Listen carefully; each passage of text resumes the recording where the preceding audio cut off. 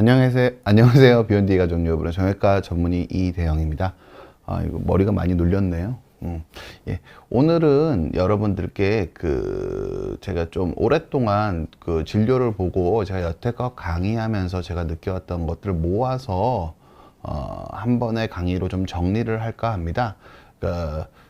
보통 허리 통증이 있으시면은 여러분들이 지엽적으로 지식을 얻기 때문에 이게 전체적으로 어떤 흐름을 가지고 있고 어떻게 되는지를 제대로 이해하실 수가 없으세요. 그러면은 이게 부분적인 정보를 찾다 보면은 이게 갈 길을 잃고 배가 좀 산으로 가는 경우가 있기 때문에 허리 통증이 본질적으로 어떤 것이고 진단은 어떻게 하고 치료법까지 대강의 얼개를 이해하고 계셔야지 환자분들께서 자기 증상을 어떻게 관리해야 되는지 현명하게 알 수 있을 거라고 생각을 합니다.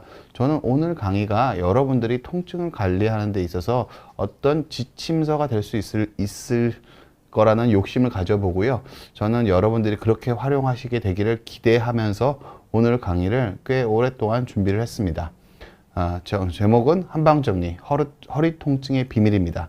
자가 진단부터 치료법까지 여러분께 말씀드리도록 하겠습니다.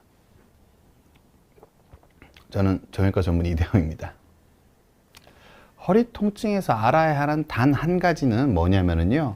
결국 생활 습관이 교정이 돼야지 여러분이 허리 통증이 안정적으로 관리될 수 있다는 뜻입니다. 무슨 뜻이냐면은 운동은 허리를 낫게 해주지 못합니다. 기본적으로는 오히려 운동이나 소극적인 금지보다 더 상위에 있는 건 생활 습관입니다. 왜냐하면은 자기 생활 습관에 따라서 전체적인 허리를 쓰는 양이 결정되는 거기 때문에 생활 습관 교정이 가장 중요하고 내 생활에 생활 습관에 어떤 문제가 있는지에 가장 먼저 관심을 가져야 됩니다. 그러니까 허리가 아프면은 방금 방송 중에 피디님이라고 얘기했지만 어떤 운동을 할지 생각하는 게 아니라 허리가 아프면 먼저 내가 어떤 생활 습관을 가지고 있는지를 확인하셔야 됩니다. 그래서 소극적인 의미에서는 금지가 가장 중요하고요. 적극적인 의미에서는 운동이 가장 중요합니다. 그런데 여러분들이 잘 이해하셔야 되는 게 이거를 섞어서 쓰시면 안 됩니다. 그러니까 결국은 운동이나 금지가 허리를 젊게 만들어주지 못합니다.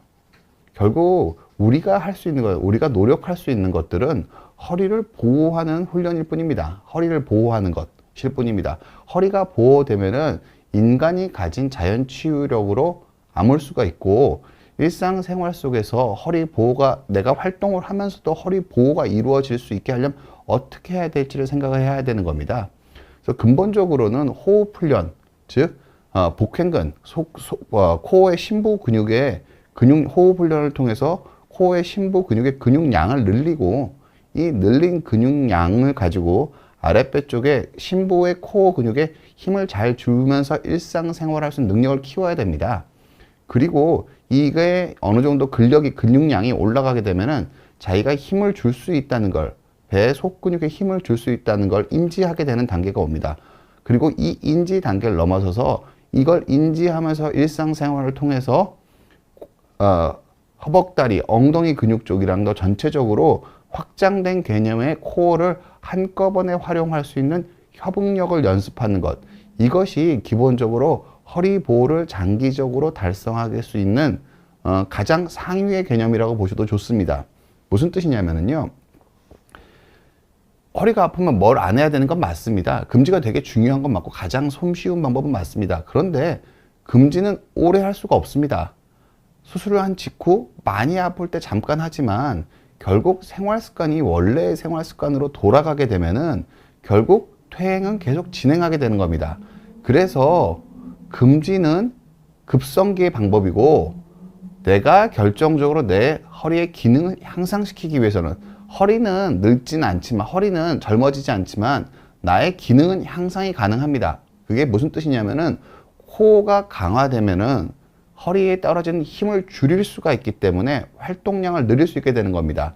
안 아파져서 그러는 게 아니라 젊어져서 그런 게 아니라 코어가 강화되면은 허리의 부담을 늘리지 않으면서 상대적으로 적게 증가시키면서 활동량을 늘릴 수 있게 되는 결과를 가져오게 되는 겁니다. 이거를 혼돈하시면 안 됩니다. 그리고 여러분들이 많이 생각하시는 요추 전만은 코어 강화의 결과라고 이해하는 게 맞습니다. 무슨 뜻이냐면은 우리가 나쁜 자세를, 꾸부정한 자세를 하고 싶어서 하는 게 아닙니다. 대부분의 환자분들이 코어 근육이 너무 약하고 특히 근감소증이 되는 고령의 환자분들은 이 버틸 근육량 자체가 부족합니다. 그래서 요추 전만을 지속적으로 유지할 힘이 없는 겁니다. 허리를 한두 번 펴는 스트레칭은 괜찮겠지만 스트레칭이 코어 근육을 길러주는 데는 미치는 영향은 전 작을 거라고 생각을 합니다. 즉 요추 전만을 껍데기를 흉내내는 게 아니라 코어에 힘을 잘 주게 되면은 요추 전만은 저절로 따라오게 되고요. 자기의 척추의 변형의 정도에 따라서 요추가 전만 유지가 되기 어려운 형태로 이미 변형이 되어 계신 분들도 상당히 있습니다. 그런 분들이 기계적인 요추 전만을 만들려고 하는 거는 문제가 더 심해질 수도 있습니다. 따라서 자기가 코어 근육을 길러서 허리에 떨어지는 힘을 줄이는 것, 이게 가장 핵심적인 거고, 요추 전만은 코어 강화의 결과라고 보는 게 맞다고 생각이 됩니다. 여러분들이 통증에 대해서 자가 진단을 하실 필요가 있습니다. 왜 그러냐면은 생활 습관을 관리하다 보면은 생활 습관을 관리하기 위해선 내 가지고 있는 통증이 어떤 통증인지 정확하게 이해를 하셔야 대처가 가능합니다. 그리고 정확한 치료를 받으려면은 내가 어떤 식으로 아프신 것들이 아픈지를 이해를 하셔야지, 내가 어떤 내 통증이 어떤 양상인지를 알아야지 정확한 치료가 가능합니다. 뭐 간혹 저를 지방에서 아주 먼 곳에서 몇 시간, 뭐 대여섯 시간 시간을 들여서 저를 만나러 오셔서 제가 어디가 아픈지 여쭤보거든요, 그분들께. 그럼 어디가 아픈지 모르시는 분이 꽤 있으시고요. 제가 또 묻어봅니다. 어떨 때 아프신지 여쭤봅니다. 근데 그것도 잘 몰라 하시는 분들이 많으세요. 한 번도 생각을 안 해보신 거예요. 그 6시간, 5시간, 6시간을 들여서 저를 만나러 오시면서 내가 어디가 어떨 때 아픈지 생각을 안 해보시는 분들이 많습니다. 이게 결국 내 통증을 자가 진단하는 기술이 부족해서 그렇습니다. 또 자기가 어떻게 아픈지 한 페이지씩 A4 용지로 두 장 정도 써오시는 분들도 계시거든요. 그런데 그 내용에서 실질적으로 도움이 되는 내가 어디가 어떨 때 아픈지에 대해서 정확하게 설명을 해 오시는 분이 매우 적습니다. 이런 것들은 환자분들이 통증을 해석하는 방법들에 대해서 교육을 받지 못해서 그런 거라고 생각을 합니다. 그래서 통증에 대한 자가 진단이 자가 치료로 꼭 이어지라는 뜻이 아니라 통증에 대해서 어느 정도 자가 진단을 하실 수 있으셔야지 기본적으로는 여러분이 정확한 치료를 받을 수 있습니다. 오늘 제가 말씀드리는 거는 여러분들이 의사들이 통증에 대해서 어떤 식으로, 특히 척추 의사들이 허리 통증을 어떤 식으로 과학적으로 해석하는지를 여러분께 말씀을 드리는 거고, 이 해석하는 과정을 여러분들이 지켜보시게 되면은 어떤 식으로 치료해야 될지에 대해서, 내 통증을 어떻게 해석해야 될지에서 좀 감을 잡으실 수 있으실 거라고 생각을 하고 있습니다. 그리고 이 통증에 대해서 이해를 하게 되면 의료비가 상당히 절감이 되게 됩니다. 무슨 뜻이냐면은 통증을 줄이기 위해서 너무 과도하게 주사를 많이 맞거나 내 통증을 잘 해석하지 못해서 상의하기 위해서 병원을 찾는 게 꼭 나쁜 건 아니지만 너무 병원 가는 빈도가 많아질 수가 있습니다. 그래서 자기가 내 통증이 어떤 건지 이해를 하게 되면은 병원에 가시게 될 횟수를 상당히 줄일 수가 있습니다. 그러니까 의료비 절감에도 상당한 의미가 있습니다. 해피바이러스님께서 질문 주셨는데요. 허리 통증에 살 빼는 것도 도움이 될까요? 그러니까 살을 빼는 건 도움이 되는데요. 근육이 같이 빠지면 도움이 안 될 수가 있습니다. 그러니까 정확히 말하면은 연세가 많이 드신 분들은, 제가 이경재 선생님이랑 근감소증에서도 이동영 선생님이랑도 근감소증이랑 얘기를 한 적이 있지만, 기본적으로는 살만 빠지는 건 당연히 도움이 됩니다. 그런데 근육이 같이 빠지는 거는 오히려 더 나쁜 결과를 부를 수가 있습니다. 그러면은 이게 나이에 따라서 젊은 사람들은 살을 뺄 때 근육 로스가 좀 상대적으로 적습니다. 근데 연세가 드신 분들은 살이 빠지면 근육이 빠지는 경우가 상당히 많기 때문에 이건 연령과 나이에 따라 좀 달라질 수 있습니다. 제가 이런 부분에 대해서는 다음 달에 이경실 소장님과 여러분께 나이별, 성별에 따른 장기적 다이어트 전략에 대해서 한번 말씀을 드릴 기회를 갖고자 합니다. 예, 꽃간 울림은 오늘 방송 잘 보시고 다 이해 끝날 때쯤 한 번 더 질문 주십시오. 나는 어디가 어떻게 아픈지 질문 주시면은 제가 거의 진단에 가까운 말씀을 드릴 수 있을지도 모릅니다. 통증의 종류는 일반적으로는 자세히가 얘기하면 좀 더 있겠지만 신경통, 관절통, 전이통 정도로 구별하시면 될 겁니다. 그런데 이 전이통은 기본적으로 전문가가 필요합니다. 여러분들이 해석하기가 좀 어렵고, 전이통을 정확하게 해석하려면 구조적인 문제가 있는지 없는지를 봐야 되기 때문에 MRI, 엑스레이 그런 영상학적 진단이 필요하기 때문에 전이통에 대해서는 굳이 설명을 여러분한테 안 드리는 것이 오히려 더 나을 것 같습니다. 여러분들이 가지고 있는 통증이 신경통, 관절통 중에 어느 쪽에 해당하는지 그것만 어느 정도 감을 잡으실 수 있으셔도 여러분께서 여러분 증상을 관리하는데 상당히 도움이 되실 거라고 저는 생각하고 있습니다. 여러분이 통증에 대해서 꼭 이해하셔야 되는 게 이겁니다. 통증은 조직 손상의 정도를 반영하긴 합니다. 그런데 조직 손상의 정도보다는 조직 손상의 기울기를 훨씬 더 많이 반영합니다. 무슨 뜻이냐면은 무릎이 쉽게 눈에 보이는 걸로 얘기를 하면요, 무릎이 어마어마하게 휘어서 서 있기도 힘들 것 같은 할머니들한테 물어봅니다. 무릎 안 아프시냐고. 안 아프다 그러시는 분들 의외로 많거든요. 그럼 그분은 조직 손상 정도 때문에 아픈 게 아닙니다. 조직 손상 기울기가 통증을 일으키는 거기 때문에 많이 망가져 있어도 별로 아파하지 않는 겁니다. 기본적으로 그렇게 보셔야 됩니다. 그리고 허리도 마찬가지입니다. 퇴행성 관절염이 너무너무 심해서 척추뼈들이 다 무너져 내리고 이렇게 저렇게 휘어 있는데 허리 하나도 안 아프시다는 분들 되게 많습니다.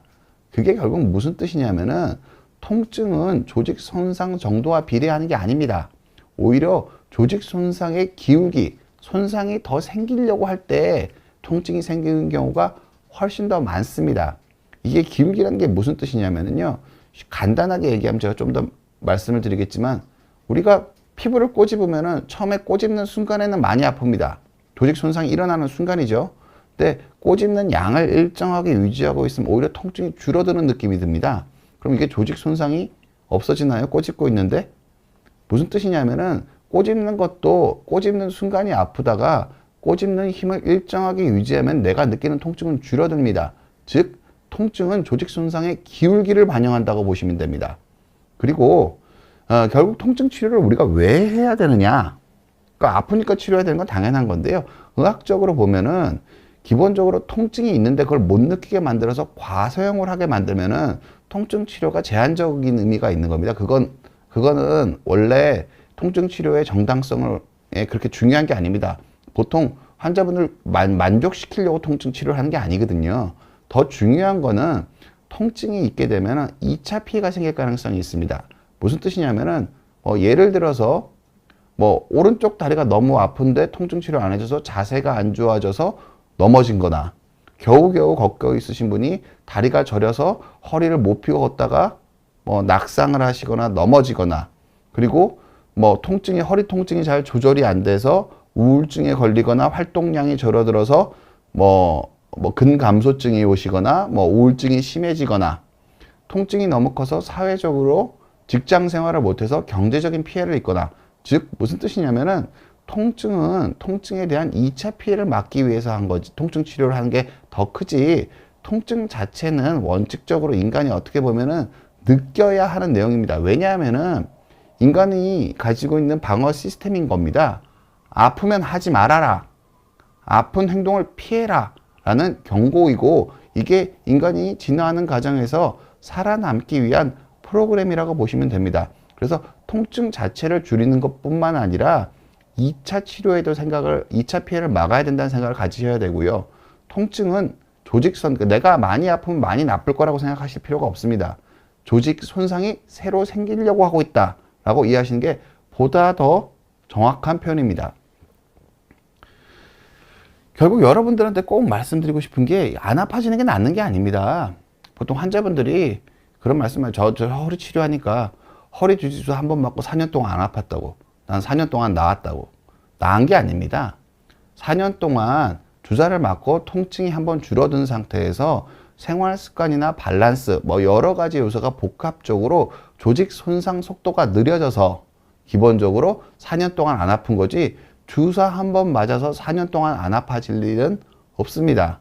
그리고 여러분들이 아프면은, 통증이 생기시면은 그러니까 허리 수술하고 나면 그런 경우가 많습니다. 신경이 감압이 되고 나면은 신경에 남아있는 통증, 그게 회복되는 기간에도 조직이 그 상태 변화를 반영하는 거기 때문에 조직이 회복되는 기간에도 어느 정도 강한 통증은 아니지만 통증이 생길 수 있습니다. 따라서 통증이 생긴다고 겁내시면 안 됩니다. 겁내시면 너무 감정적인 반응을 보여서 과도하게 주사를 맞거나 과도하게 약을 먹거나 과도하게 시술을 하거나 그런 것들이 통증 조절이 항구적으로 되지도 않을 뿐더러 부작용 아니면 2차적인 피해 그런 것들을 일으킬 수가 있기 때문에 아프실 때 제일 중요한 거는 겁내지 마시고 어디가 어떻게 아픈지 관찰하시는 게 가장 중요합니다. 그게 왜 중요하냐면요. 여기 허리의 퇴행성 관절염, 그러니까 허리 통증의 원인이 돼서 일단 말씀을 드리도록 할게요. 허리는 기본적으로 관절입니다. 여러분들은 척추는 관절이 아니라고 생각하시잖아요. 관절은 뭐냐면은 뼈랑 부딪혀서 움직이는 곳은 다 관절입니다. 허리에도 이렇게 보면은 척추뼈가 있고 사이에 디스크란 연골이 있어서 움직임이 생기기 때문에 관절이 더 상위의 말이고요. 척추도 관절에 포함된다고 이해하시는 게 맞습니다. 근데 일반적인 관절과 좀 다른 거는 신경을 보호하는 구조를 가지고 있기 때문에 좀 일반적인 관절과 좀 다른 특성이 있는 거지, 기본적으로 척추는 관절을 의미한다 라고 보시면 됩니다. 그럼 허리는 왜 아픈지 협착증에서 살펴보면은요, 퇴행성 관절염, 즉 디스크 연골이 닳아서 디스크가 닳아서 뼈랑 부딪히면 우리 아플 수 있잖아요. 무릎이, 그러니까 허리가 안에 들어가서 잘 안 보여서 그런 거지, 무릎이 엄청나게 휜 할머니 보면은 뼈랑 닿아서 아플 것 같다고 생각을 하잖아요. 똑같습니다. 연골이 닳으면은 뼈랑 부딪히면서 통증이 생기시게 됩니다. 그리고 이 과정에서 우리가 몸을 방어하기 위해서 인대가 많이 두꺼워지게 됩니다. 뼈도 두꺼워지고요. 그런데 허리에서는 다른 관절과 다르게 이 황색 인대가 가진 위치 때문에 특히 인대가 두꺼워지는 것이 협착증의 결정적인 요인을 차지하게 됩니다. 뼈가 두꺼워지는 게 차지하는 비중은 일반적으로 매우 작습니다. 대부분 거의 일반인 기준에서는 거의 인대 때문에 협착이 생긴다고 보시는 게 맞습니다. 의사들 같은 경우에는 뼈가 어느 정도 기여하는지에 대해서 이해를 할 필요는 있지만 일반인들 입장에서는 인대 때문에 신경이 눌린다라고 보셔도 크게 틀린 말은 아닙니다. 그리고 결국은 이런 식으로 눌리게 되면서 증상이 생기는 게 척추 협착증입니다. 기본적으로 척추 협착증은, 그러니까 퇴행성 관절염에서는 일반적으로는 무릎 같은 경우에는 못 걷거나 넘어지면 수술을 하라고 합니다. 근데 척추 협착증은 꼭 그렇게 보기가 좀 어렵습니다. 왜냐하면은 무릎 같은 관절은 기계적인 관절통에 대한 거기 때문에 환자가 느끼시는 게 자기 증상을 좀 착각하거나 과소평가할 여지가 좀 적고요. 주사 치료로 통증을 줄일 수 있는 요소도 상대적으로 좀 적습니다. 그런데 이 신경이 있는 척추에서 협착증은, 신경계 통증은 이게 변화무쌍하고 환자분이 말씀하시는 증상 자체가 착각을 하고 있는 경우가 상당히 많기 때문에 문제가 있는데 통증을 못 느끼면서 마비가 진행하는 경우가 상당히 있기 때문에 자기 통증을 좀 상당히 자세히 들여다볼 필요가 있습니다. 토실님이 질문 주셨네요. 협착증이 심하면 유착성 관절낭염하고 연관이 있나요? 일단은 유착성 관절낭염은 어깨에서 쓰는 용어고요. 협착증이라는 거는 기본적으로 척추에서 쓰는 용어입니다. 완전히 부위가 다른 내용이기 때문에 어떻게 질문 자체에서 어떤 비교를 하기는 조금 어려울 것 같습니다. 허리 통증 치료 원칙에 대해서 말씀드리겠습니다. 이걸 왜 구분해야 되는지, 우리가 통증, 나 아프면 병원 가서 나 아프다고 열심히 말하면 되는 거지, 이걸 왜 구분할 필요가 있는 걸까요? 전체적으로 의사들이 이렇게 판단을 하기 때문에, 이런 식의 판단 기준을 갖고 있기 때문에 이거에 맞춰서 내가 어떤 증상을 가지고 있는지 잘 생각을 해보시면은, 그거를 가지고 내 증상을 한번 스캔을 해보시면은 보다 더 정확한 진료를 받으실 수가 있으시고, 진료를 하시기 전에도 자기 스스로의 상태를 잘 관리하시는데 분명히 도움이 되실 겁니다. 일단 신경통과 협착증은 제가 아까 말씀드린 것처럼 퇴행성 관절염이 신경을 누르는 질환이라고 말씀드렸죠. 척추도 허리에 있는 통증도 마찬가지입니다. 신경통과 관절통이 있습니다. 결국 척추도 관절이기 때문에 신경이 눌려서 생기는 경우는 신경통이고요. 관절 자체에 뼈랑 부딪히면서 연골이 상해서 생기는 통증은 관절통이라고 볼 수가 있습니다. 기본적으로. 그럼 가역적 신경통은 보통 일반적으로 주사치료로 관리하시면 됩니다. 주사치료나 약물치료는 모든 곳에 다 통용이 되는 거고요. 보다 효과적인 치료 기준으로 말씀을 드리면은 가역적 신경통은 주사치료로 관리하시는 걸 가장 추천드립니다. 협착증으로 잘 못 걸으셨던 분이 주사 한 번 맞고 몇 년 동안 안 아프고 주사 한 번 맞고 통증이 확 사라졌다. 대부분 가역적 신경통입니다. 그런데 신경통 중에 주사를 맞고 통증은 좀 줄었는데 다리에 힘이 점점 없어지는 경우가 많습니다. 이건 비가역적 신경통입니다. 그래서 이 가역적 신경통과 비가역적 신경통 사이에는 큰 차이가 있는 겁니다.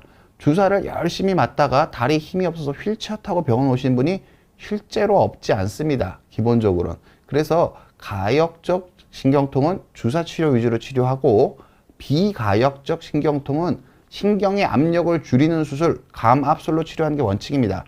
여러분이 협착증인데 나사먹는 수술을 한다는 것은 유압술을 하면서 감압술을 같이 하기 때문입니다. 신경통의 유압술은 신경통에 대한 치료가 아닙니다.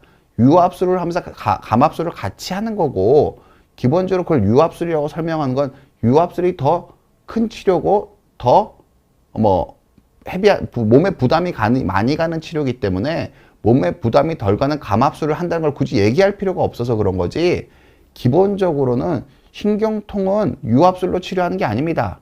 감압술로 치료하는 게 맞습니다. 유압을 하면서 감압을 같이 해주신다고 보시면 됩니다. 기본적으로는. 그래서 신경통은 감압술로 치료한다 라고 보시는 게 맞습니다. 기본적으로는. 아주 예외적으로 척추 불안정성이나 아주 극심하게 흔들리는 예외적인 경우는 전 제외하고 말씀드리겠습니다. 너무 퍼센트가 낮은 거를 여러분들한테 말씀을 드리는 거는 환자분들한테 드리는 강의로는 그렇게 적절하지 않다고 생각합니다. 8, 9할은 맞습니다. 이게 기본적으로 감압술로 치료한다 보시는 게 맞고요. 관절통은 기본적으로는 가역적 관절통은 생활 습관으로 관리하시는 게 맞습니다. 아까 제가 말씀드렸지만 척추가 다 무너져 내려도 별로 안 아프다고 하시는 분들이 의외로 많습니다. 일상생활 다 하세요. 무릎이 엄청나게 휘어 있는데도 그냥 잘 걸어다니면서 농사 지으시는 분들도 많습니다. 근데 그런 분들을 척추 같은 경우는 굳이 앞으로 망가질 수 있는 유압술 하자고 얘기하지 않습니다. 그리고 무릎이 휘어 있어도 넘어질 것 같지만 않으시고 보행량만 유지되면은 그거 인공관절 안 하셔도 됩니다. 못 걷겠거나 넘어질 것 같으면 그때 인공관절 하시면 되거든요. 똑같습니다. 허리가 더 비가역적으로 허리가 무너질 것 같아서 일어서지를 못하고 자세 유지가 안 되면 유압을 하셔야 되는 게 맞습니다. 근데 그 전에는 통증을 치료하기 위해서 유압을 한다는 것은 더 큰 통증을 부를 수가 있습니다. 기본적으로는 관절통은 생활 습관으로 관리하는 거고요. 조절 안 되는 비가역적 관절통에 유압술을 합니다. 물론 예외적으로 디포미티 코렉션, 변형을 교정하기 위해서 유압술을 하는 경우가 있긴 한데, 이거는 환자분들이 병원을 내원하는 이유의 대부분을 하지는 않습니다. 간혹 허리가 너무 안 펴져서 통증과 상관없이 허리 피는 게 소원이어서 허리를 길게 유압을 하시는 분들이 없지는 않은데, 이것도 되게 소수기 때문에 여러분들이 아실 필요는 없을 것 같고요. 기본적으로 관절통은 생활 습관으로 관리하시는 게 현명하신 방법입니다. 일반적으로 환자분들은 그렇게 하시는 게 더 맞습니다. 기본적으로. 겨울 레지던스 통계님이 질문 주셨습니다. 엑스레이와 MRI상 간격이 좁은 건 디스크인가요? 꼬리뼈에 주사 맞을 때 통증의학과 쌤이 주사 놓는 부분이 남들보다 작다고 하는데 이것도 문제로 작용할 수 있나요? 40 남성입니다.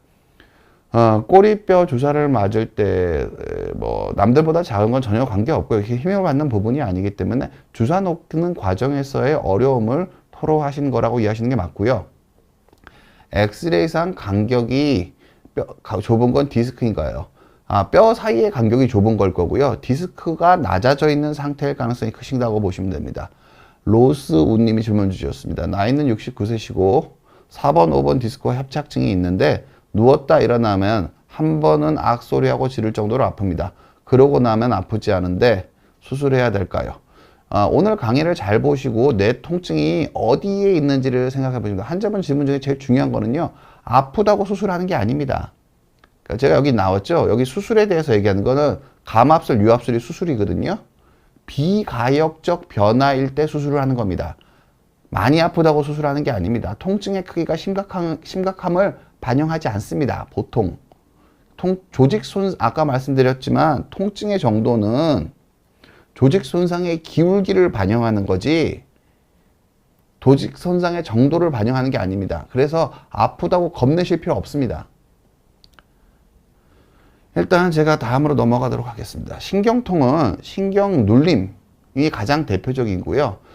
눌림 상태에서 허혈을 동반해서 그러니까 너무 오래 눌려 있어서 이렇게 목이 졸려 신경으로 또 목 졸려 있는데 운동을 많이 해주면 산소 요구도가 떨어지시면서 생기는 통증도 신경통이라고 봐야 되거든요. 그래서 눌림과 신경의 산소 공급 부족이라고 보시면 되고요. 주로 엉치 및 다리의 저림 증상으로 많이 나타나고요. 신경성의 허혈 같은 경우에는 저림이 아니라 엉덩이가 무겁다는 표현을 많이 쓰십니다. 격심한 통증이 아니라. 그리고 신경통은 일반적으로 걷다 보면 아파지고요. 숙일 때 저림 증상이 나타나는 것도 신경통입니다. 관절통 같은 경우는 연골 없음, 그러니까 디스크가 얇아진 것도 포함되고요. 뼈의 통증, CT 찍어보면 뼈가 멍이 들어 있습니다. 뼈가 갈리는 게 보입니다. 허리뼈 부위의 통증, 골반보다 벨트 라인보다 위쪽을 만지시는 경우가 많습니다. 물건 들 때 허리에 힘을 받는 순간 아픈 게 허리의 관절통입니다. 자세를 변할 때 벨트 라인 위쪽이 아픈 게 관절통입니다. 이런 식으로 해석하시면 되고요. 그리고 어디가 이런 대강의 특징을 말씀드리고 실질적으로 환자분들이 허리가 아프시면은 병원 가시기 전에 아니면 자가로 내가 관리하기 전에 내가 어디가 아픈지를 보실 필요가 있습니다. 어느 부위가 이걸 잘 설명 못 하신 분들이 되게 많습니다. 왜냐하면 이게 왜 중요한 거냐면은요. 제가 아까 보여드린 것처럼 신경통이랑 관절통은 치료하는 방법이 완전히 다릅니다. 따라서 신경통, 관절통을 잘 구분해야지 의사가 진료가 원활하고 환자분들을 관리하기가 좋거든요. 그래서 어디가 아픈지 아는 게 신경통, 관절통을 구분하는데 매우 매우 중요합니다. 제가 아주 중요한 걸 말씀드리도록 하겠습니다. 보통 우리가 허리라고 관용적인 표현을 쓰는데요. 그러니까 허리라는 표현을 쓰는데 여러분들한테 전 제안을 드립니다. 허리를 세 부분, 네 부위로 나눠 보실 걸 전 추천드립니다. 무슨 뜻이냐면은 허리는 여기 보이는 이 넓은 영역을 우리가 다 허리라고 생각을 합니다. 그런데 실질적으로 엑스레이를 보면은 허리뼈는 벨트보다 대부분 더 위에 있습니다. 보통 천추 1번 정도가 벨트 라인에 걸쳐 있다고 보시면 됩니다. 왜냐하면 우리가 벨트를 할 때 장골릉이라고 골반에 좀 튀어나온 부위에 벨트가 걸쳐지게 됩니다. 여자분들이 뭐 패션을 위해서 하는 치마 같은 거 기준의 벨트 말고요. 보통 일반적으로 바지를 입을 때 벨트를 하려면은 바지가 안 흘러내리려면은 튀어나오는데 걸어야 되거든요. 이 걸리는 데 위치가 보통 천추 1번 정도의 위치입니다. 따라서 기본적으로는 허리는 벨트보다 위에 있습니다.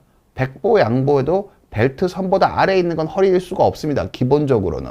그래서 내가 허리를 이렇게 이해하시면 됩니다. 그리고 그러니까 볼록한 부분은 엉치라고 이해하시는 걸 추천드리고요. 그리고 이 몸의 가운데에서 벨트보다 아래는 꼬리뼈 쪽이라고 그냥 이해하시는 게 좋을 것 같습니다. 왜냐하면 꼬리뼈는 실은 이 밑에 있는 곳인데 여러분들한테 새로운 용어를 또 하나 말씀드리는 게 여러분들의 또 다른 불필요한 오해를 부르기 때문에 전체적으로 이걸 꼬리뼈라고 보는 걸 전 제안드립니다. 말씀드리도록 하겠습니다. 허리뼈, 엉치, 꼬리뼈 이 세 분류, 네 부위로 나눠서 내가 어디가 아프신지 생각해 보실 필요가 있습니다. 와오님께서 말씀해 주셨는데 엉치, 꼬리뼈가 왼쪽이 유독 아파요. 이렇게 얘기하면 방사통이라고 거의 해석이 가능합니다. 이 뒤에 내용이 나올 겁니다. 그래서 내가 어디가 아픈지 보실 필요가 있습니다. 관절염은 허리뼈가 아파야 되고요. 꼬리뼈가 아픈 것도 대부분 신경통에 해당합니다. 대부분. 허리가 아픈 사람은 매우 적습니다. 제가 그림에서 보여드린 것처럼 의사들이 쓰는 판단 척도가 있는데 이 그 골반뼈가 도는 맨 위쪽이 요추 4, 5번 사이라고 저희들이 교과서적으로 배웁니다. 따라서 우리가 벨트를 거는 것은 앞쪽에 튀어나와 있는 부분이기 때문에 이거보다 무조건 아래 걸게 되어 있습니다. 따라서 기본적으로는 척추 1번 정도 높이에 일반적으로 보통의 사람들은 벨트를 걸게 됩니다. 그래서 바지 입은 거 기준으로 평균적으로 바지 입으시는 분들 기준으로 벨트 라인보다 아래는 허리가 아닙니다. 기본적으로 허리뼈 쪽이 아닙니다. 허리뼈 쪽이. 허리뼈가 아닙니다. 허리가 아닌 게 아니라 허리뼈가 아닙니다. 요렇게 이해하시면은 내가 아프신 부위가 어딘지를 정확하게 얘기를 해 주실 수 있으시고, 그럼 의사들이 오진할 가능성을 줄입니다. 지금도 저는 여전히 외래에서 이걸 물어보는데 상당 시간을 할애하고 있습니다. 그리고 어떻게 할 때 아픈지, 이게 되게 중요합니다. 환자분이 아파서 떼굴떼굴 구르고 일상생활이 안 되고 직장도 잘 못 가고 우울증에 빠지셨는데 그럼 어떻게 할 때 더 아프세요? 물어보면 잘 모르시는 분이 되게 많으세요. 이걸 아는 게 실은 되게 중요합니다. 가장 대표적인 걸 좀 말씀을 드리고, 엉치 통증이 되게 헷갈리는 부분이 많은데요. 보통은 걷다 보면 무겁다, 신경통이고요. 허리를 피는 순간 묵직한 느낌이 남는 것도 신경통입니다. 그리고 이 묵직한 느낌과 다리까지 내려가는 게 동반되면은 대부분 신경통적인 요소가 크다고 보시면 됩니다. 그리고 숙였다가 일어나는 순간, 허리에 힘을 받는 순간이겠죠. 관절염이면, 무릎에 관절염은 무릎을 딛는 순간 아프겠죠. 무릎에 관절염이면 무릎으로 일어나는 순간 무릎이 아프겠죠. 마찬가지입니다. 허리에 관절염이면 허리로 물건을 드는 순간 아프고요. 숙였다 일어나는 순간 아픕니다. 그리고 이 통증 자체가 엉치까지는 약간 전이통의 개념으로 약간 같이 아프실 수 있는데 다리까지는 잘 안 내려갑니다. 그럼 이런 식으로 여러분께서 내가 관절통인지 신경통인지를 조금 생각해 보실 필요가 있습니다. 매우 중요한 내용입니다. 그리고 여러분들이 치료를 할 때 이것도 여러분들이 매우 잘 알고 계셔야 됩니다. 여러분 많이 아프면 수술한다고 생각하잖아요. 아닙니다. 걷잡을 수 없이 환자분들 중에 그런 분들 많으세요. 주사 열심히 맞고 휠체어 타고 오신 분들 진짜로 있으시거든요. 수술 권유를 되게 많이 받아서 수술 권유 안 받으시고 끝끝내 마비가 돼서 휠체어 타고 오신 분들 꽤 많으세요. 꽤 많진 않고 간혹 있으십니다. 근데 발이 덜렁덜렁 거리는 정도까지 돼서 오신 분은 정말 많으시거든요. 근데 이게 아파 죽겠을 때 내가 참을 만해서 참았다고 그러시는데 다리 마비 봐서 다리 덜렁덜렁 거리면 수술해도 안 돌아갑니다. 그러니까 내가 가지고 있는 증상 중에 뭐가 다시 돌아갈 수 없는 증상인지를 알고 계셔야 됩니다. 무슨 뜻이냐면은 비가역적 증상이 나타나기 시작했는데 통증 치료만 하면요, 비가역적 증상은 점점 더 커집니다. 그럼 그 시점으로부터 남아있는 자기 인생을 그렇게 살아야 할 가능성이 커지는 겁니다.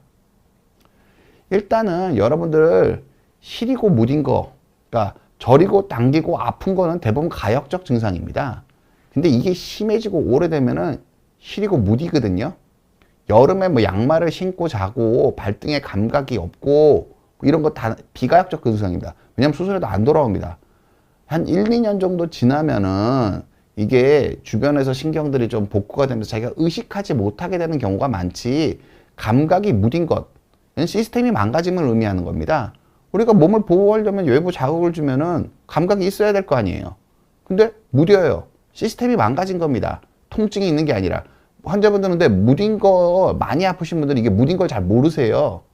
근데 이게 무딘 게 많이 아프신 건데 별로 안 아파도 무디면 문제인 거고요. 많이 아파도 무디어도 문제인 겁니다. 그러니까 비가역적 증상입니다. 무딘 거, 그리고 시린 거. 아니 차가운 거, 여름에 뭐 이불을 덮고 주무시고 양말 줍고 주무신대요. 시린 거 비정상, 그러니까 정상적인 통각이 아닌 겁니다. 차가운 게 없는데 시린 거잖아요. 그럼 비정상으로 감각신경계가 왜곡이 됐다고 보시면 됩니다. 이거 안 돌아옵니다. 일반적으로. 시간이 지나면은 한 1, 2년 정도 지나면 시린 건 대부분 신경 안 쓰실 정도로 줄어들긴 하는데, 어쨌든 이상 감각도 일종의 비가역적 변화로 넣는 게 저는 맞다고 봅니다. 그리고 아파서 못 움직이는 건 마비가 아닙니다. 그건 쉬시면 되는 거고요. 아파서 못 움직였다고 큰일 나는 게 아니라 다리에 힘이 없어집니다. 나 아프지도 않은데 균형을 못 잡고 자꾸 넘어진다고 그럽니다. 뭐 어르신들이 자꾸 넘어지신대요. 그럼 마비 있는지 살펴봐야 됩니다. 왜냐하면은 어르신들이 아픈 것만 신경을 써서 내 발목이 힘이 없어졌는지 균형을 잘 못 잡는지 생각을 안 하세요. 그래서 이런 것들은 비가역적 증상은 수술적 치료를 초기에 해주시는 게 좋습니다. 그리고 활동량, 아파서 못 움직이겠습니다. 이거 비가역적인 거 아닙니다. 그냥 괜찮으세요. 그건 가역적인 거고 덜 아파지만 움직일 수 있을 거 아니에요. 그런데 이게 신경성 파행같이 나는 3개월째 거의 일정하게, 그러니까 아파서 못 걷는 게 내 몸 컨디션에 관계없이 일정합니다. 나 30분, 20분, 15분 걸으면 앉아서 쉬어야 된다. 컨디션 나쁠 때나 좋을 때나 별 차이가 없다. 보통 비가역적 변화고요, 이것도. 보통 이런 게 나타나시면은요. 근데 이거는, 그러니까 신경성 파행을 수술하면 회복되는데 보통 뭘 같이 동반하냐면 이 정도로 일정할 정도로 활동량이 줄어드는 게 나타나, 신경성 파행이 나타나시면은요. 대부분 전체적인 활동량이 줄어들 수밖에 없습니다. 근감소증이 오시겠죠? 활동량이 줄어드니까. 그리고 많이 우울해지겠죠? 내 몸은 젊은데 갑자기 못 움직이기 시작해요. 활동량이 자꾸 줄어요. 할 수 있는 거 잘 못해요. 허리도 잘 안 펴지고 우울해집니다. 근데 연세 드신 분들이 근육 한번 빠지면 안 돌아오거든요. 근감소증 생기면. 그리고 우울증도 원래 관리하는 병이지 치료하는 병이 아닙니다. 기본적으로 안 그래도 나이가 든 것 자체가 우울증이 생기기 쉬운 컨디션이에요. 젊었을 때 내 몸을 기억하고 있는데 나이가 들면은 못한 일이 자꾸 많잖아요. 아픈 일도 많고 회사도 퇴직하고 경제적으로도 어렵고 뭐 여러 가지 이유가 있잖아요. 근데 그게 다 활동량이 줄어들어 봐요. 대부분 우울해지시고요. 이게 한번 아프고 나면 성격이 바뀝니다. 옛날로 안 돌아갑니다. 그래서 내가 아파서 우울한 게 아니라 내가 통증이 왔다 갔다 할 때 덜 아파짐에도 불구하고 내가 아픈 걸 계속 생각하고 있다. 불안장애 내지는 우울증일 가능성이 매우 큽니다. 통증이 덜해지면 내가 신경을 적게 써야 되는데 내 주된 통증이 줄어들었을 때 다른 통증을 너무 열심히 생각하고 있다. 뭐가 계속 아픈지. 그렇다면 이건 우울증 초기라고 생각하셔도 좋습니다. 이걸 인정해야 관리가 되는 거. 이런 것도 대부분 비가역적 변화에 가깝다고 보시면 됩니다. 그래서 아픈 거의 크기와 관계없이 가역적인 변화는 보존적인 치료를 합니다. 약물, 주사, 시술 그런 걸 하는 거고요. 아픈 거에 뭐 큰 관계없이 비가역적 변화가 나타나시면은 수술을 생각하시는 게 맞습니다. 이렇게 보시는 게 더 합리적입니다. 그리고 여러분들한테 꼭 말씀드리고 싶은 게 급성과 만성의 치료는 대처법은 다릅니다. 제가 아까 맨 처음에도 말씀드렸지만 대부분 디스크성 통증은 급성 통증입니다.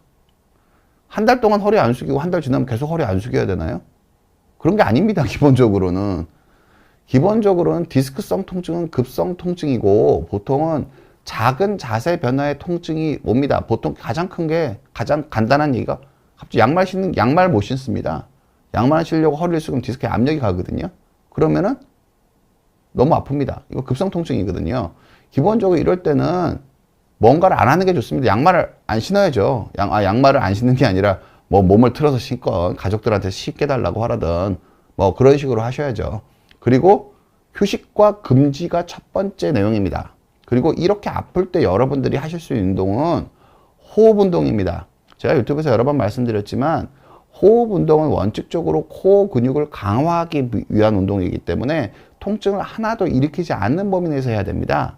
그래서 아픈 상태에서는 통증이 하나도 안 일어나도록 내 코어를 잘 느끼는 인지를 기르기 위한 호흡 운동을 꾸준히 하셔야 되고요. 그리고 이 아픈 상태에서 내가 활동을 해야 되기 때문에 아랫배에 힘을 잘 주고 몸을 움직이셔야지 허리에 추가적인 압력 변화가 안 생깁니다. 따라서 이럴 때는 이런 경우에는 대부분 보존적인 치료를 합니다. 단지 디스크는 마비가 힘이 떨어지면 수술적 치료를 고려하긴 해야 됩니다. 힘이 떨어진 경우를 제외하고는 디스크는 원칙적으로 수술적 치료를 굳이 하실 필요가 없는 경우가 없습니다. 대부분. 근데 이게 힘이 떨어지면 얘기가 좀 다릅니다. 힘이 좀 떨어지기 시작하고 아까 뭐 성격이 변할 것 같고 우울증 올 것 같고 사회적 기능이 안 되고 그러면은 이때도 수술적인 치료를 생각하긴 하지만 디스크는 기본적으로는 보존적인 치료를 하는 질환이 맞습니다. 그리고 만성 협착성 통증일 때는 기본적으로는 특정 행동시 통증이 있습니다. 무슨 뜻이냐면은 뭐 걷다 보면 그리고 뭐 아침에 일어날 때 뭐 그런 식으로 그러니까 특정 행동과 연관된 통증을 가진 경우가 많습니다. 이런 경우에는 결국 생활 습관과 수술로 해결을 하셔야 됩니다. 보통은 제일 중요한 거는 아랫배에 힘을 주고 걷는 연습을 하실 필요가 있습니다. 무슨 뜻이냐면은 그러니까 코어 근육을 어느 정도 길러서 아랫배에 힘 주고 걸을 수 있게 되면은 코어랑 코어 근육이랑 하체가 연결되기 때문에 내가 이런저런 동작을 할 때도 허리에 떨어지는 압력을 줄일 수가 있습니다. 그럼 허리가 체계적으로 보호가 되는 거기 때문에 생활 습관으로 만성은 관리하시는 게 좋고, 비가역적 변화가 있을 때는 어쩔 수 없이 수술을 생각해 보셔야 되는 게 맞다고 생각을 하고 있습니다. 제가 상방님 질문 답변 드리도록 할게요. 미국에 살고 있는데 오른쪽 종아리가 왼쪽 종아리보다 5cm 정도 가늘고 신경이 죽어서라고 들었습니다. 오른쪽 발바닥이 약간 감각 이상을 느낀다. 양방향 내시경을 해야 되는지 알고 싶어서 미국 병원에 갔을 때 양방향 내시경을 영어로 뭐라고 하는지요. 모든 게 여의치 않은 한국 방식 이대형을 찾아가 생각합니다. 조언 주십시오. 일단은 미국에서는 저는 하시는 분이 많지 않은 걸로 알고 있고요. 양방향 내시경을 두 가지 용어로 쓰고 있습니다. UBE랑 BESS, 베스 두 가지 용어를 쓰고 있는데요. 아마 못 찾으실 겁니다. 아마 못 찾으실 거라고 생각. 그리고 이게 양방향 내시경이 지금 국내 뭐 신경외과 선생님들이 미국 가서 데몬스트레이션도 하고 그러고 있거든요. 그러니까 여러분들이 생각하는 것과 다르게 양방향 내시경 우리나라 훨씬 더 잘하고 미국에 하시는 분이 별로 없어서 국내에 계신 선생님들이 미국 선생님들을 가르치고 있는 상황이고요. 그리고 양방향 내시경은 술자 간의 치료 역량의 차이가 매우 큽니다.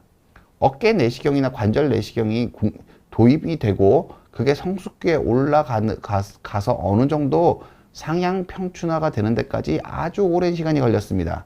10년 이상 걸렸거든요.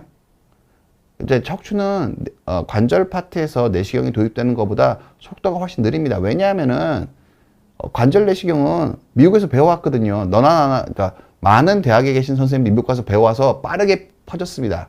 그런데 척추 내시경은 미국에서 안 하고 있으니까 가서 배울 데가 없습니다. 기본적으로는. 국내에서 지금 그 내시경 하시는 분들의 대부분의 분들은 저도 그냥 독학으로 한 거, 독학에 가깝게 했고요. 기본적으로는 누구한테 크게 도움을 받지 않고 하고 있습니다. 상대적으로. 저도 다른 선생님들의 영상이나 그런 것들은 참고하긴 했지만 저는 누구한테 그러니까 실질적으로 수술 가서 본 적 한 번도 없습니다. 기본적으로는. 아무튼 그런 상황이시기 때문에 미국에서 능력이 있게 충분히 안정적으로 수술하실 만한 분을 찾기는 매우 어렵지 않을까. 매우 어렵지 않을까. 아까 제 소사이티 보면 있으신 것 같긴 한데 저는 찾기는 쉽지 않을까. 매우 어려우실 거라. 없다가 아니라 매우 어려우실 거라고 생각합니다. 이렇게 말을 바꾸겠습니다. 매우 어려우실 거라고 생각합니다. 제가 다음은 말씀드리도록 하겠습니다. 결국은 허리 보호에서 제일 이해하셔야 될 점은 이 점입니다. 이 원통으로 생긴 근육을 강화해서 이 짝대기, 나무 막대기 같은 허리에 떨어지는 힘을 줄여야 됩니다. 이게 지상 과제입니다. 이 네 개의 근육이 같이 수축을 하게 되면 허리에 떨어진 힘이 줄겠죠. 짝대기로 몸을 버티는 것보다 원통으로 버티시는 게 훨씬 더 안전할 거 아니에요. 결국 이게 되면 어떻게 되냐면요. 환자분들이 맨날 제가 말씀드린 자기 잘한다고 말씀을 많이 하시는데 이게 결국 뭐가 되는 거예요. 초기에는 한 달쯤 지나면 여기쯤에 힘이 들어가야 됩니다. 여긴 힘이 안 들어가야 돼요. 배꼽 있는 데는. 배꼽보다 한참 아래쪽에 힘이 선택적으로 힘이 들어가는 힘이 느껴나야 됩니다. 배꼽이랑 여기랑 같이 힘을 줄 수 있는데 배꼽에는 힘을 빼고 여기만 힘을 줄 수 있어야지 아랫배에 힘을 주는 겁니다. 호흡 훈련을 한 달 정도 꾸준히 열심히 하시면은 거의 모든 분들이 이걸 느낄 수 있습니다. 이게 1단계고요. 이걸 꾸준히 해서 이 근육이 점점 늘어나기 시작하면은 제 화면을, 그러니까 화면만 좀 보여주시겠어요, 피디님? 이게 어떻게 되냐면요, 제대로 되면은 아랫배에 힘이 전체적으로 들어가면서 이 아랫배에 힘이 들어가면 요 밑에 붙어 있는 게 골반이거든요. 골반이 제 위치로 잡힙니다, 그냥. 그러니까 요추 전반을 만들려고 할 필요가 없고요. 아랫배에 힘을 주면 이 복행근 생긴 모양 때문에, 이 복행근이 생긴 모양 때문에 옆에가 쏙 들어가게 되고요. 골반이 잡힙니다. 골반이 전경사가 저절로 잡혀요. 그러면은 요추전만에 가까운, 그러니까 자기 현재 척추 상태에 가장 효율적으로 버틸 수 있게 힘이 들어가는 겁니다. 이게 핵심입니다. 구부정 하신 분도 이렇게 하시는 게 가장 효율적으로 버티시는 길입니다. 무슨 뜻이냐면은 척추뼈가 휘신 분이 억지로 점만 늘리려면 허리가 망가지거든요. 근데 척추뼈가 휘신 분들도 이런 식으로 힘을 주시면은 허리에 추가적으로 과도한 힘이 떨어지는 걸 막을 수가 있습니다. 그래서 코어 근육 강화가 뭐 요추 전만보다 더 중요하고 상위의 개념이라고 말씀을 드리는 겁니다. 그래서 코어 근육 강화가 여러분들이 실질적으로 노력하셔야 될 재활의 핵심입니다. 그리고 제가 걷기에 대해서 말씀드리면 목등 허리를 펴고 똑바로 여러분들 걷기 운동 하시는데 꾸부정하게 걷는 건 척추에 더 안 좋을 수 있습니다. 이런 식으로 목을 펴고 등을 펴고 허리를 펴고 걸으셔야지 몸의 밸런스를 잘 유지하면서 걷는 운동을 하실 수가 있습니다. 그리고 여기 필라테스 선생님이 보여주는 것처럼 저렇게 아랫배에 힘을 주고 걸어야 됩니다. 여러분들이 배에 힘을 주라고 그러면 배꼽 쪽에 힘을 주고 아랫배에 힘을 줬다고 하시는 경우가 많은데 실질적으로 웰 트레이닝 된 사람은 아랫배가 저 정도 아랫배에 힘이 들어가고요. 저렇게 되면은 항문 쪽에 힘을 주지 않아도 골반이 저절로 돕니다. 이게 협응력이 갖춰지게 되면. 이런 식으로 아랫배에 힘을 줄 수 있다는 걸 느끼실 수 있으셔야 됩니다. 이게 특별히 트레이닝 받지 않으신 분들은 대부분 잘 못 느끼세요. 근데 이걸 느끼고 걸으셔야 되고 이게 재활과 거의 모든 스포츠의 요체입니다. 실은. 이 아랫배에 힘을 잘 줄 수 있는 능력을 갖느냐가. 걷기 운동에 대해서 여러분들이 오해를 하도 많이 하고 제가 이렇게 말씀드리더라고요. 걷기는 주로 유산소 운동을 목적으로 하는 운동입니다.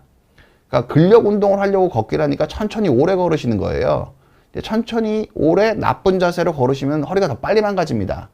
걷기는 유산소 운동으로 생각을 하셔서 숨이 약간 가빠지도록 일정 시간 걸으시는 게 맞고요. 근력 운동은 원래 뭐 여러 학회들에서 레커멘드 할 때 유산소 운동과 근력 운동을 따로 해주라고 합니다. 여러분들이 건강하신 분들 생각하면 걷는다고 다리 안 땡기잖아요. 결국 무슨 뜻이냐면 걷기는 근력 운동이 아닙니다. 물론 안 걷는 것보다는 조금 걷는 게 낫지만 근력 운동은 원칙적으로 따로 하시는 게 맞고 걷기는 일반적으로 유산소 운동으로 이해하시는 걸 좀 더 권장을 드리고요. 근력 운동은 따로 해주시는 게 훨씬 더 좋습니다. 그리고 단지 여러분이 걸을 때 뭐 좀 생각해 주셨으면 하는 건 유산소 운동이 아니라면은 바른 자세를 만들기 위해서 걸으셔야 됩니다. 아까 말씀드린 대로 우리가 걸을 때 몸이 흔들리기 때문에 흔들림을 막기 위해서 바른 자세가 취해질 가능성이 큽니다. 그래서 저런 식으로 제가 보여드린 것처럼 목등 허리를 펴고 똑바로 걸으시는 연습을 하시는 게 코어 근육을 기르고 허리의 밸런스를 좋게 하는 데 가장 중요합니다. 그래서 초기에는 누워서 호흡 훈련을 하시고 나중에 이런 식으로 아랫배에 힘을 주고 걷기 운동을 하시는 게 여러분이 코어를 제대로 지키시는 게 됩니다. 영상 진단에 대해서 말씀을 드리도록 하겠습니다. 영상 진단 후 저희가 치료 방법을 결정하게 되거든요. 엑스레이는 만성 척도고요. 오늘 디스크가 터졌는지 엑스레이 보고 알 수가 없습니다. 엑스레이 뼈밖에 안 보이는 거예요. 근데 엑스레이 근데 환자분들이 엑스레이 그럼 필요 없지 않냐? 필요합니다. 매우. MRI는 흔들리는 정도를 볼 수가 없고요. 그리고 전체적으로 척추가 어떻게 틀어졌는지를 보는 데는 엑스레이만 가지고 MRI만 가지고 부족합니다. 그 척추의 전체적인 밸런스를 봐야 되거든요. 그래서 엑스레이는 수술 방법이나 그런 거에 영향을 줄 수 있습니다. 네, 수술 여부를 결정하는 건 아니고요, 엑스레이는. MRI는 급성, 만성을 좀 감별하는 데 좀 도움이 됩니다. 왜냐면 디스크나 그런 것들이 터진 모양 같은 것들을 보면 이제 급성인지 만성인지 좀 추정할 수 있고요. 또 구조적인 문제가 별로 없이 아프면 급성 염좌 쪽으로 진단 내릴 수 있기 때문에 급성, 만성이 약간의 도움을 줄 수 있습니다. 약간 판단에 좀 어느 정도 좀 참고할 만합니다. 그리고 신경이 눌렸는지, 협착증의 정도가 어떤지, 앞으로 이 사람의 허리가 어떻게 갈지를 예측하는 데는 환자분들이 제일 궁금한 게 장기 예후잖아요. 장기 예후는 엑스레이로 하는 건 턱없이 부족합니다. 그리고 MRI를 보고 수술 여부 알 수 없습니다. 그러니까 수술이 필요한지는 알 수 있지만 지금 수술해야 되는지 알 수 없습니다. 왜냐하면은 마비가 없고 언제 이 사람이 마비 증상 초기에 수술하시는 걸 가장 추천드립니다. 비가역적 변화 초기에. 가역적 상태일 때는 가능하면 통증 치료를 해서 통증을 줄이고 생활 습관으로 가시는 게 맞고요. 비가역적 변화가 나타난 초기에 수술을 하시는 걸 보통 저는 추천드립니다. 그러니까 감압술의 경우에는. 근데 이 유압술의 경우에는 꼭 초기에 수술하시는 거 좀 추천드리진 않습니다. 왜냐하면은 이게 유압술을 하고 나면 구조적 불이익을 하나 떠안고 가는 거기 때문에 유압술은 좀 상황마다 좀 다르고요. 감압술 같은 경우에는 전 비교적 초기에 수술하시는 게 훨씬 더 권장할 만하다고 생각합니다. MRI가 어떤 의미냐면요. 이분 같은 경우에 64세 여자 환자분이신데 MRI 보면 신경이 겁나게 눌려 있습니다. 여기 보시면 여기 안에 가운데 까맣게 된 게 신경이거든요. 이 위에 신경 지나가는 통로는 보이는데 여긴 신경이 어디 지나가는지 안 보이죠? 까맣죠? 근데 64세에 이 정도로 신경관이 좁아져 있습니다. 평균적으로 앞으로 20년 사실 거잖아요. 20년 동안 협착이 더 진행하지 않는다고 도저히 볼 수 없습니다. 그럼 이 MRI 보고 의사는 어떻게 판단하냐면요. 언젠간 수술해야 됩니다지 지금 수술해야 된다고 판단할 수 없습니다. 왜냐면 비가역적 증상 없으면은 수술이 꼭 필요한 시간이 언제 있을지 모르잖아요. 그래서 이 상태에서도 가역적 증상이 있으면 생활습관 강화, 코어 운동 그런 식으로 관리하시는 거고요. 이 상황에서 그림 좀 크게 보여주시겠어요, PD님? 화면 좀. 이 상황에서 비가역적 증상이 있으시면은 좀 더 치워주시겠어요? 감압술 위주로 치료하시는 게 여러분 허리를 오래 행복하게 쓰시는 방법이라고 생각합니다. 제가 통증 자가 진단을 여러분 다시 보기로 좀 보셨으면 하는 생각이 있습니다. 근데 또 한 가지 말씀드리고 싶은 거는 여기서 두 가지만 말씀드리면은 매일 아픈 거랑 일주일에 두세 번 아픈 건 다릅니다. 일주일에 두세 번 아픈 건 내가 어떻게 할 때 아픈지 봐야 됩니다. 매일 아프신 건 구조적 문제가 있을 가능성이 크다고 보고요. 일주일에 두세 번 아픈 거는 생활 습관의 문제일 가능성이 크다고 저는 해석합니다. 그리고 추세가 중요합니다. 아픈 강도가 중요한 게 아니라 내가 걷는 양이 계속 줄고 집에서 가만히 있으면 안 아픈 게 그게 안 아픈 게 아니거든요. 내가 매일 통증에 대해서만 생각하고 있으면은 내가 덜 아파진 게 아닙니다. 우울증이 커지고 있는 걸 수가 있습니다. 내가 체중이 빠지고 있거나 체중이 막 증가하고 있으면은 이거 만성화랑 비가역적 변화의 가능성이 큰 겁니다. 전체적으로 여러분들이 통증 자체에만 집중하는 게 아니라 빈도 그리고 추세를 잘 생각하시는 게 현명한 치료를 하실 수 있는 방법이라고 생각합니다. 마지막으로 말씀드리겠습니다. 허리 통증을 잘 관리하는 법은 통증은 없애려고 하지 말고 조절하자입니다.